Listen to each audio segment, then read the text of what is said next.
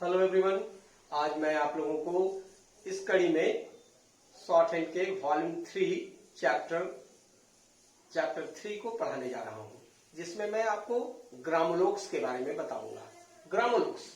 ग्रामोलोक्स को हिंदी में शब्द चिन्ह कहा जाता है।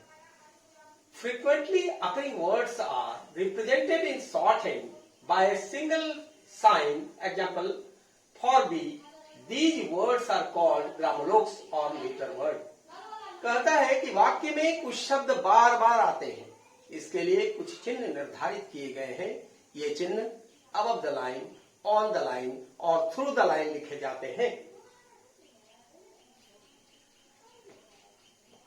These words are called grammoloks or letter words and the shorthand characters that represent them are called logogram or word letters। कहा जाता है कि जब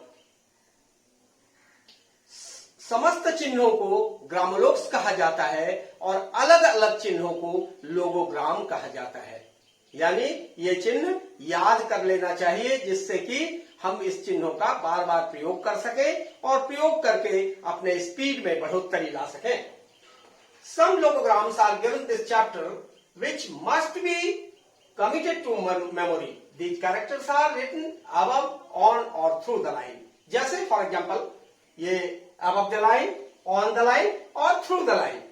हमेशा यह ध्यान रखना है कि ग्रामोलोक्स का प्रयोग जिस तरह हम लोग अंग्रेजी ट्रांसलेशन करते समय ट्रांसलेशन के बुक पर देखते हैं कि ऊपर एक कुछ शब्द दिए रहते हैं, उन शब्दों को याद करते हैं और याद करके फिर ट्रांसलेशन का कार्य करते हैं। इसी प्रकार शॉर्ट हैंड के प्रत्येक चैप्टर में आपको कुछ ग्रामोलोक्स दिए हुए मिलेंगे, जिसको आपको याद करना है और याद करके उसके बाद चैप्टर बनाना है, जिससे कि आपके स्पीड में ऑटोमेटिकली बढ़ोतरी होगी और स्पीड आप एक अच्छे स्टेनोग्राफर के रूप में विकसित होंगे।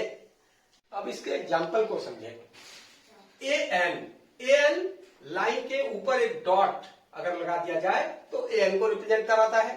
लाइन पर द डॉट द को रिप्रेजेंट कराएगा।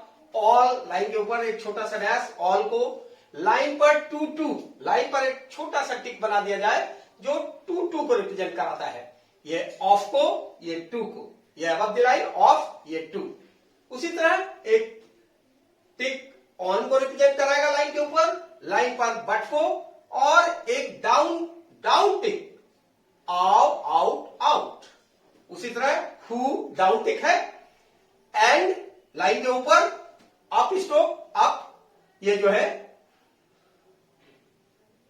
एंड को रिप्रेजेंट कराएगा। उसी तरह अप शुड को रिप्रेजेंट कराएगा। दोनों में डिफरेंस दिखाने के लिए, जैसे कि आप देख रहे हैं एब आउट और एंड, दोनों में वो डाउन है और ये अप है।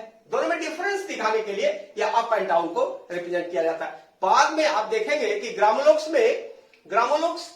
बार बार कहते हैं ना, बार बार आने वाले शब्दों में एक शब्द एक सेंटेंस में कुछ शब्द बार बार आते हैं, जैसे a and the, of the, to all, but, about go and should, any जो रहता है गिवन। तो ये जो है ये इसको ग्रामोलोक्स कहा जाता है। चूंकि ये ग्रामोलोक्स सेंटेंस में जब हम डिक्टेशन लेते हैं उस समय यह याद रहने पर हमारे स्पीड में बढ़ोतरी लाता है, क्योंकि ये हमेशा एक साइन बना दिया गया है, स्पेशली साइन की ये बराबर एक dot equal to above the line A N को रिप्रेजेंट कराएगा।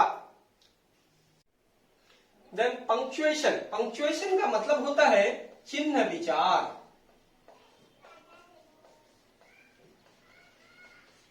चिन्हों पर विचार करके जब कोई सेंटेंस बनाया जाता है तो चिन्हों पर विचार करते हुए पंक्चुएशन साइन का प्रयोग किया जाता है।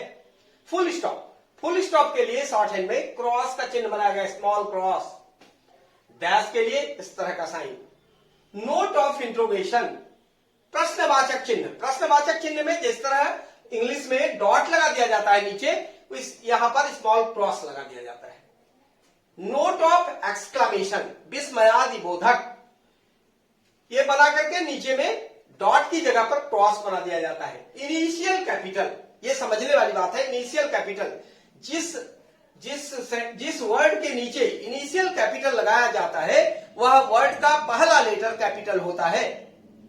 ऐसा प्रयोग प्रॉपर नाउन में हमेशा देखा जा सकता है। प्रॉपर नाउन में हम लोग इनिशियल कैपिटल का प्रयोग करते हैं क्योंकि वो नाम है, नाम इत्यादि होते हैं। Other punctuation marks are written as usual, और जो पंक्चुएशन मार्क्स है जो इंग्लिश के वो एज यूजुअल यूज में होते हैं, जैसे कॉमा, जैसे सेमीकोलन, जैसे कोलन,